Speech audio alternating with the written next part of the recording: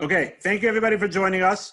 Tonight we're going to talk about what's the meaning behind splitting the matzah and get a little bit into the Haggadah.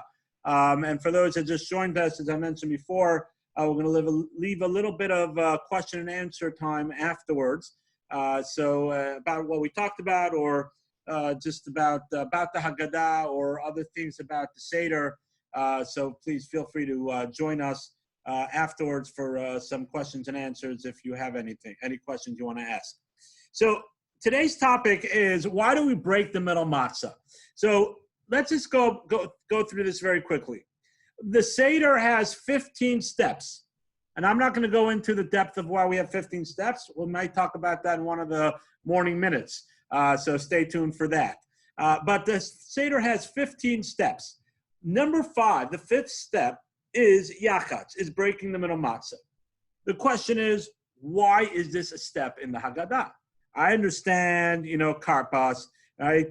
Taking a piece and a vegetable and dipping it into salt water, all right? Washing our hands. Now we always wash our hands, right? There's the joke, there's many more steps to the Haggadah now. It's the Seder, there's magid, rachza, karpas, rachza, yachatz, rachza, magid, rachza, everything. After every step, you got to wash your hands, So, nowadays we're washing our hands a lot, which is good, right? But there's washing their hands. There's magid. There's saying over the story, right? There's eating the matzah. What's this idea of breaking the middle matzah? Like, where did it come from? What's the purpose behind it?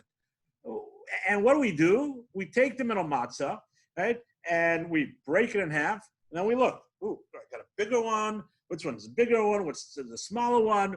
I'm always always looking with my kids, or like, oh no, this one's bigger. One time, I think I'm literally had it halfway. It was like unbelievable. It was like halfway. It's like, which one's bigger, right? But we take the bigger one, right, and we save it for the afikoman. And we save it for the smaller one. We keep with us, right? And we take the bigger one. We save it for the afikoman. Smaller one we eat later with the hill sandwich and with the marar. What's this? Why are we breaking? Why are we saving it later? And tradition has developed where 2 different traditions. Either the kids they find it, right, and they go ahead and they hide it, and the father has to find it, right? Or it's in my home, the father goes ahead and hides it, and the kids have to find it, and they sort of start a negotiation. That's why Jews are good in business. They already, as young kids, they start with a negotiation.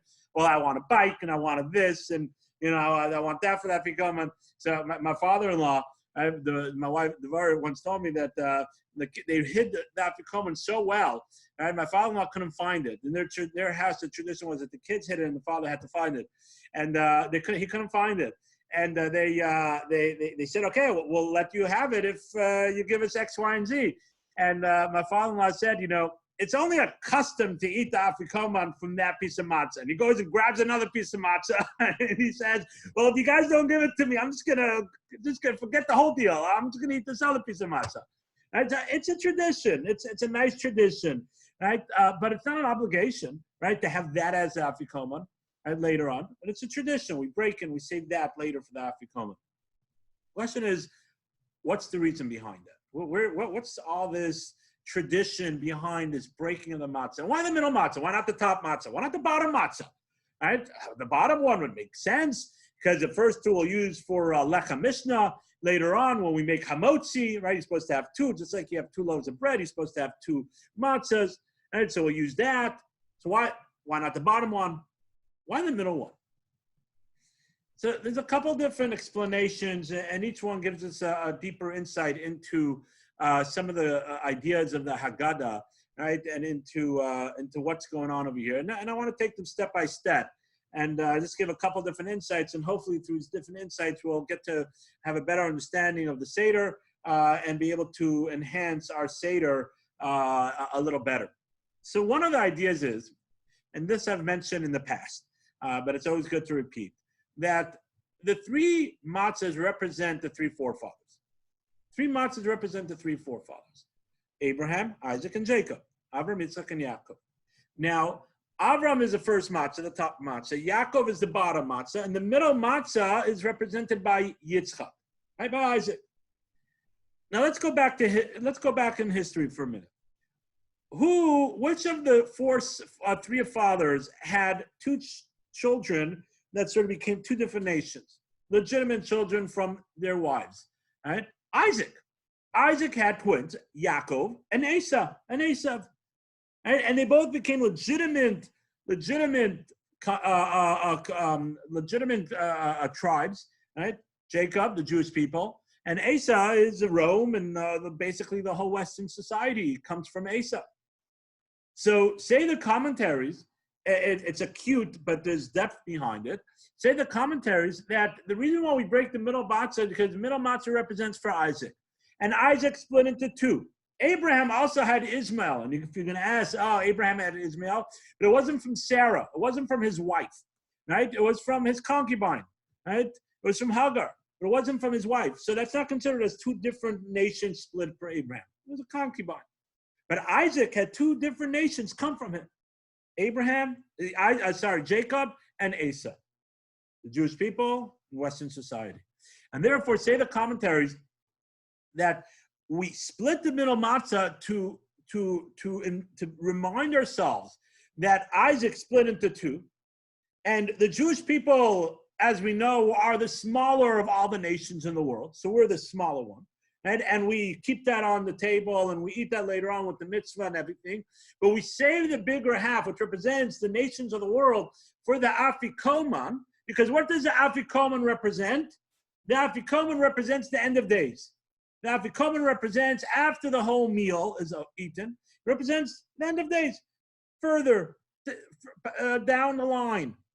And what we are invoking and we're bringing through the Seder is we're saying that we are praying and we're hoping that at the end of days, the nations of the world will join us. The other nations of the world, which are represented by Esau, Isaac's other son, will join us and recognize God. And then we can all together, right after that, we start singing the Hallel. After that, we come on, we start singing the Hallel, and we finish off with L'Shana Haba B'Yerushalayim next year in Jerusalem, which we spoke about this morning in the morning. So therefore, say the commentaries, well, we're all the way in the beginning of the Seder already thinking about this. We're already starting the process of showing how the Seder is sort of our lifespan. And it's a cute thing. Oh, Isaac split into two, but it's a lot of depth behind it. And what we do is we're saying, look, we are starting the process of saying that the Seder represents history. Seder represents history. Isaac split into two. The Jewish people were smaller. We keep them through the Seder. And then at the end, after we finish the meal and everything like that, sort of the end of days, we bring back the larger piece, which represents Esau, which represents Western society and the nations of the world. And we say, let's all join together in recognizing God. And then we could say the Hallel. We say the Hallel right after that. So that's one idea. And one idea why we split the middle matzah and why we actually save it for the end as the Afikoman. Another idea of why we split the middle matzah, and this doesn't really answer why we save it for later. But another idea why we split this middle matzah is that the middle matzah, the three matzahs also represent Kohen, Levi, and Yisrael. Right? We have three groups of the Jewish people. We have 12 tribes, but three groups. We have the Kohanim, the priests. We have the Levi, the Levites. And we have the Yisrael, which is the majority of the Jewish people. I am a Yisrael. Right? A lot of us out there are Yisrael. A lot of us are Kohanim or Levim. Right? But it represents the three parts of the Jewish people. And therefore, say the commentaries that Levi, the tribe of Levi, also got split in half. Right? It was Levi and the Kohanim.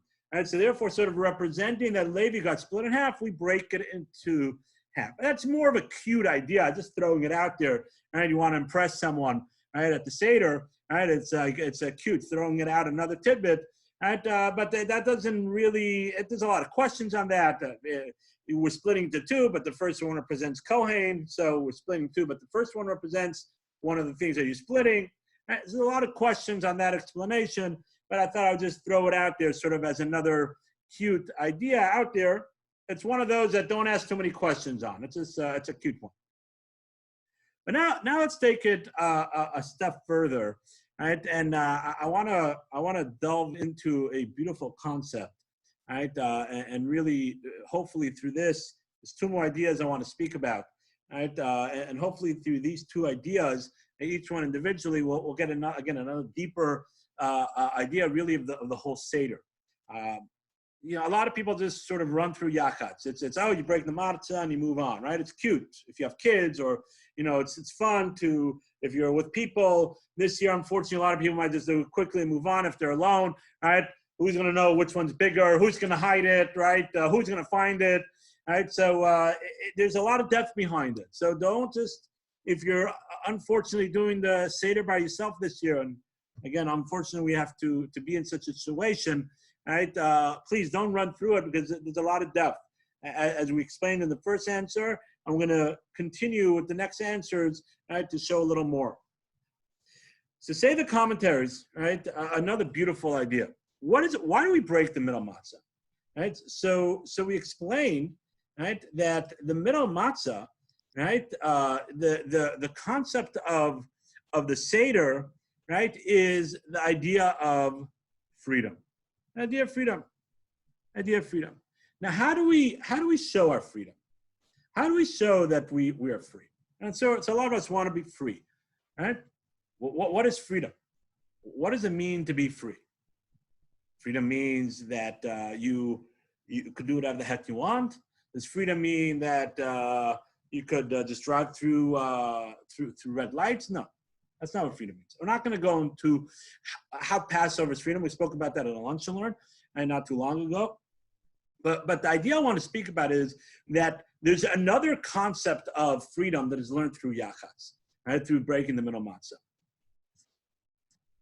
What we learn from yachats, say the commentaries, that what do?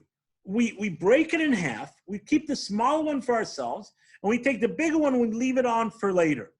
Right? So we leave it for the afikoman, we leave it for later. Say the commentaries that it represents this idea like this. It represents that we who are looking to be givers, right, are looking to be a person who has the ability to give, right? That is freedom. Freedom is a person that has the ability to go ahead and to give, right? That's freedom. So how do we do that, right? How do we do that? We do that, right, by giving the bigger piece later on. The breaking of the matzah represents our possessions. Right? That's what it represents. Why the middle matzah? Right? The middle matzah, right, is the middle of the road. It means to say our sort of our daily activities, well, who we are. Right? There's a top and there's the bottom. Right? But your typical person who's in the middle of the road, right? Well, how much do we give? What do we give? Right? Do we give our time, our money, our effort, right? Helping other people with a smile. There's so many different ways of giving. But how much do we give? How much do we give? The essence of the Jewish people is to be a giver. Right? That's the essence of the Jewish people. We learn from God to be a giver. And therefore, at the Seder, right? What do we do at the Seder? Right after Yachats, right? Right after Yachats, we start Magid. What do we say right after Yachats? We say a cryptic paragraph that's in Aramaic. Thank God for English translations. But we say a cryptic paragraph called Halach Ma'anya. This is a poor man's bread, right, that our forefathers ate in the land of Egypt. And then we say, whoever is hungry, come and eat. Right? Whoever is needy, come and join us. Right after we break the middle matzah, what do we go ahead and we say? Say, here's a poor man's bread. And what do we do? Oh, and come and join us. Come and join us right after we spoke about the poor man's bread.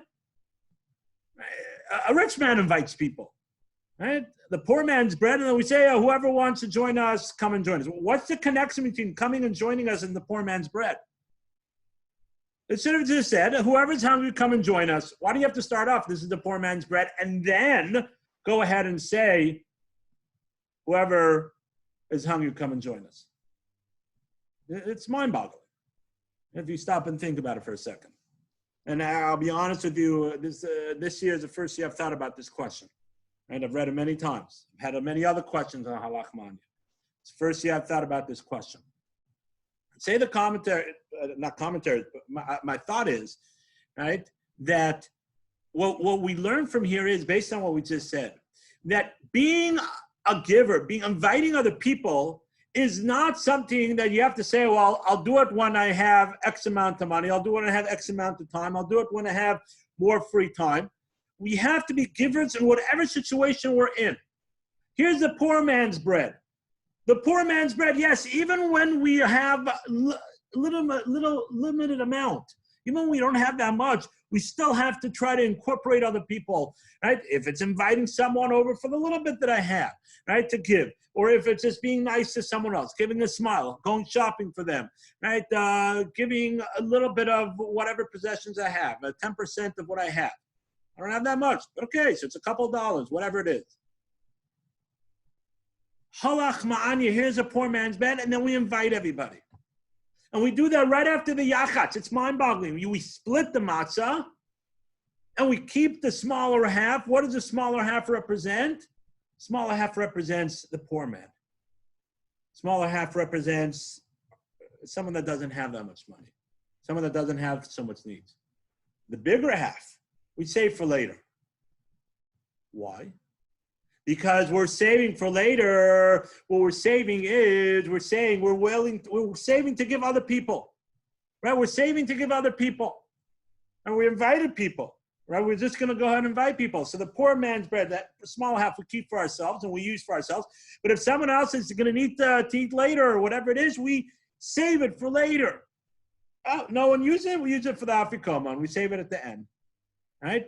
But we go ahead and we save it.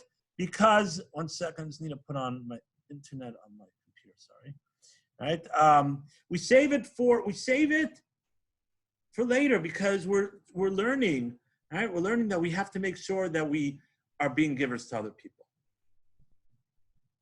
And that's why we break it in half. And we want to show that we're ready to share with other people. We want to be sharers. We want to take what we have. We break it in half. Oh, I have a smaller piece here and a bigger piece here. Okay, you know what? I'm going to go ahead and I'm going to keep the bigger piece of myself. No. That's not what we do. We go ahead and we give the bigger piece to save for later, if anybody needs it. And we keep the smaller piece for ourselves. That is a character of the Jewish people. All right? That's what it means that we've created a freedom. That's part of our freedom that we have. That's one of the strengths that we have, that we have the ability to go ahead and invite other people and give other people and give them even more than what we have for ourselves. You're not supposed to starve. That's not what I'm saying. And I'm not saying to go into debt to help other people. But it's a metaphor. We have to realize that we have to give to other people, and that's freedom. And therefore, even before we start the whole Maggid, before we start the whole telling of the story, we want to say we just dipped salt water, the vegetables into the salt water, right? And we remember the slavery. And now what we're doing is we're going ahead and we're remembering what it means for freedom. The beginning of freedom is saying we're going to split this in half. We're going to give it to other people. It's a mind-boggling idea. And then when you think about going through the Seder, you'll see, right, this whole concept of interaction with other people. The whole concept of the Seder, as I said, unfortunately this year we can't do it, right? But the whole idea of the Seder is to be with other people, right? The Passover sacrifice was supposed to be with Chabura, with a group of people, not just by yourself. Unfortunately, we can't do it this year. But that's the idea, because that's freedom. Freedom is the ability to be with other people, to invite other people, to give over to other people. Tzedakah, charity, with your money, with your time, with your smile, with your strengths. Whatever that you're able to do, that's tzedakah, that's charity. And we go ahead and we split the middle matzah, because the middle matzah is the middle of the road. Your yoshma, every person has to do this. Not the up there, not the bottom. Every person has to be involved in this. Right? And now that explains, as we said, halach ma'anya. Then we go into, this is the poor man's bread, right? The piece that we just broke, right? The poor man means to say, not a lot. And then we go ahead and we invite people. Go ahead and we invite people. So that's another explanation of why we break the middle matzah, right? And while we keep it for later, and how that flows with the rest of the Seder, right? And how that fits with the concept of freedom. Let's take another idea, and we'll end with this idea. We're going to keep it short. I don't like keeping it too long. I want to keep people's attention, and we'll leave over some question and answer. Another idea, right, of why we break the middle matzah. So this is going to sound similar to the first thing we said with Isaac being split into two, right, and the idea of Jacob and Esau and waiting for Esau, right? But it's slightly different, right? Say the commentaries, right, that the idea of splitting the middle matzah and keeping the half for later is, as it says in Ethics of Our Father, who is a wise person? A wise person is someone, haroes hanolad, one who thinks to the future, one who sees the future. All right, that's a wise person. Ezu chacham haroes hanolad. Who is wise? One who sees the future. What does it mean, sees the future? He's not a prophet, right? But someone that thinks about the future, someone that right now thinks about what the outcome of his actions are going to be, what is really important and what's not really important, to make sure that his future is a good future. And therefore, say the commentaries, that's the same thing of the Seder. The Seder has another idea, like we spoke about, similar with Jacob and Isaac, right? But the idea of the Seder is that there's a concept of, right? There's a concept of that the Seder represents the Jewish people, right? This world and next world, right? Or, right, before the Messiah and after the Messiah. We keep a cup for Eliyahu, the fifth cup, right after, right? We bench, we do Berchat Hamazon, after we drink the fourth cup, we pour another cup for Elijah the prophet. The Seder also sort of again represents this idea of sort of our life and the end of days. That's another idea of the Seder. And therefore, say the commentaries that we split the middle matzah, right, to let us know the bigger half of the matzah represents the future, right? Represents the world to come, represents spirituality. The smaller half, which we call lechem oni, again, the poor man's bread, right, represents the physical world. Right? Represents the physical world. Let's understand this. What does that mean? We go ahead and we take the middle matzah. Why the middle matzah? Again, same idea. Middle matzah is the middle of the road, right? The simple, regular person, right? It doesn't have to be someone very spiritual, someone not so spiritual. Of course, it's for everybody, but you're 99% of people sort of the middle of the road. Big middle of the road area, but sort of the middle of the road. What we're telling ourselves is like this.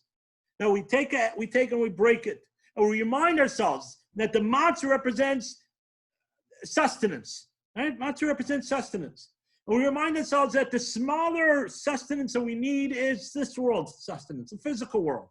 And the physical world, we need to eat, we need to drink, we need to make parnasah, right? We need to do some stuff, but it should be the smaller one, not the bigger one. It should be the smaller half. We go ahead and we eat, and we eat it with the maror, right? We eat it with the matzah, right? And we eat good brisket, right? Then we eat some good food, right? And better food. To remind us that the physical world has its balance, its ups and its downs, and overall it's lachamoni, poor man's bread. But we go ahead and we save the bigger half for the afikoman, which represents the end of days, and telling us that we have to have a vision. Back in the beginning of the Seder, we have to have a vision for the future. We have to start preparing for the future. We have to start preparing for the afikoman. We have to start preparing for when we truly have an idea of true sustenance without any falter. World to come, days of Mashiach. But we could only get there if we start preparing now. We have to go ahead and look at our schedule. And we have to go ahead and look at our finances. We have to go ahead and look at our time and our needs and our wants. And we got to go ahead and we got to break them in half. We have to break it in half. We got to keep the bigger half for the future, the real future, the world to come. Olam haba, the days of Messiah. We got to make time. We got to find the money if we have. We got to find the ability to study. We got to do it. Because the Seder teaches us that we have to look at our schedule and split it in half.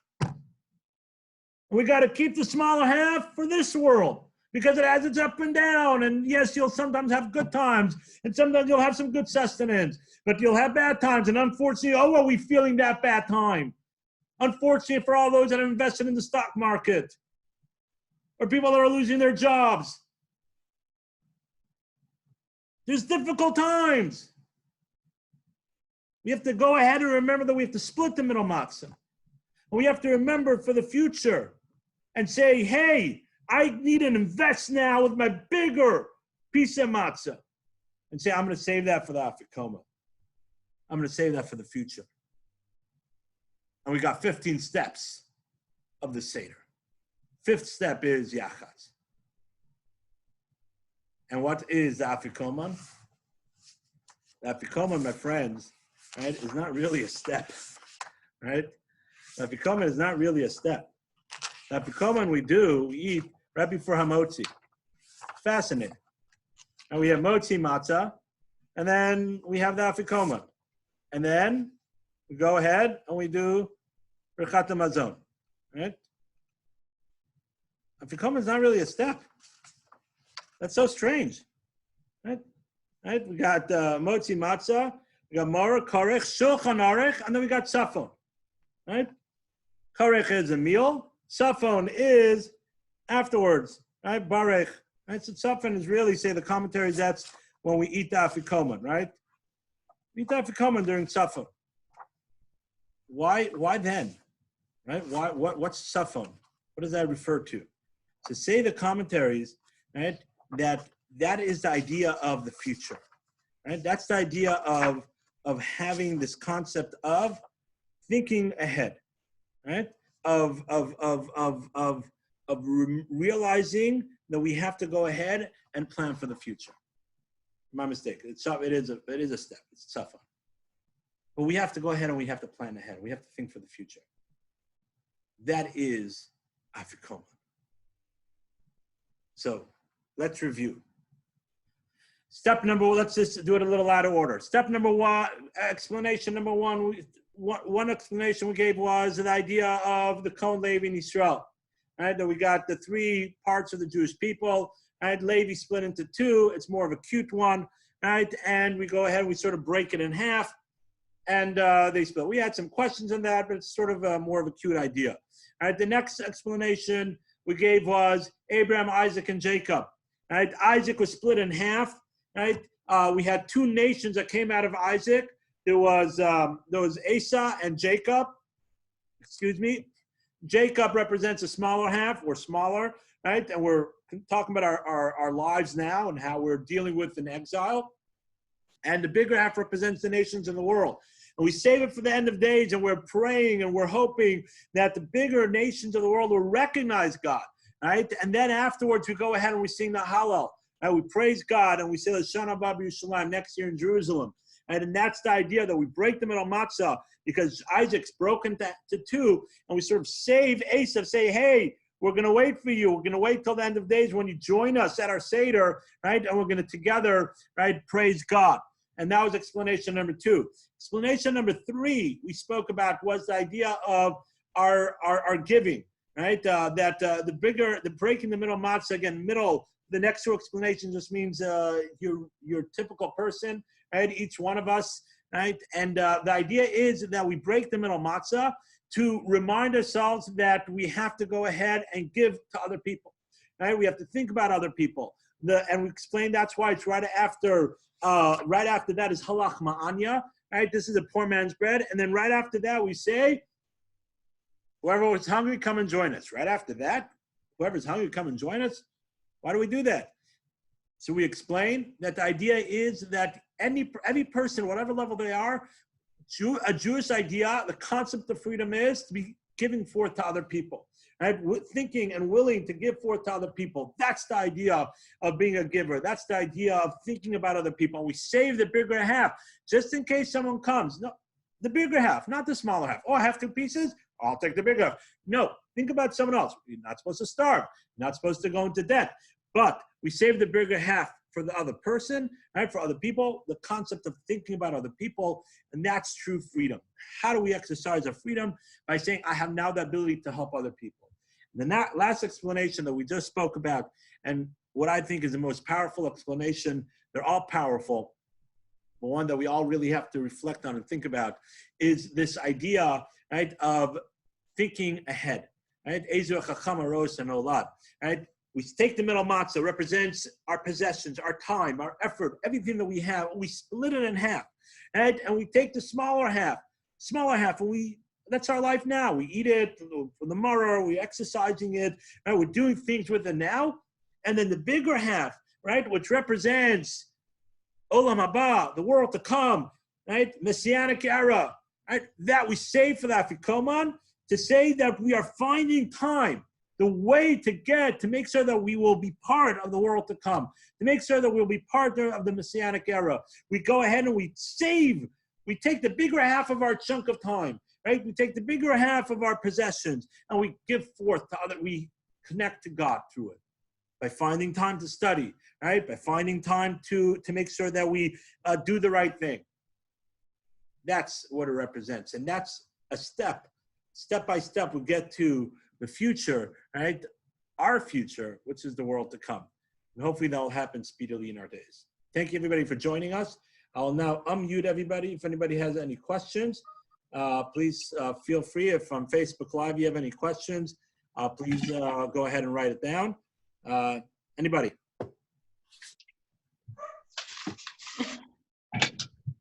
Okay, going once. I got a question. Go ahead. So when you talked about the splitting of the middle matzah from Isaac, who split into the Kahanim and the Levi, what was the other 2 splits that you derived from the middle matzah? So the one split was Abraham, Isaac, and Jacob. Right? Isaac split into 2. And the other ones are more of a metaphor. It's not individuals or people or a group of people. It's more our possessions. Either our possessions about giving to other people, right? Which really the 2 things are intertwined with each other. Splitting and giving to other people our bigger half, right? Or it's giving and splitting a bigger piece and connecting it for our future to reflect and to make sure that we are around in the end of days. And that's reflecting on our time and our possessions and say, hey, I want to do something spiritual with that. I'm going to find more time during the day, right, to connect with God, right, to listen to classes, to study, to go online and go to gace.com, chabad.org, Torah Anytime, whatever it is, whatever website, right, and study. Open up the Chumash and start reading through it. Practice my Hebrew, whatever it is, right? Do and or say, I have a hard time doing something, but I'm going to overcome it, and I'm going to take the bigger half of my desire and give it to God. So I'll start wearing a kippah more. I'll start keeping kosher more. I'll keep a little more Shabbat. Whatever it is, each person on their level. But a bigger part of our life, we go ahead and we give it towards God. That we save that sort of for the end of days, representing the Messianic era, that hopefully we will be part of that. But we do that by thinking now for the future, not just now for here, right? But now for the future, and setting aside the bigger half of everything in our lives for our relationship with God. Excellent. Thank you. No problem. Thanks for joining us. Anybody else? Any other questions? Okay. Thank you, everybody, for joining us. Everybody have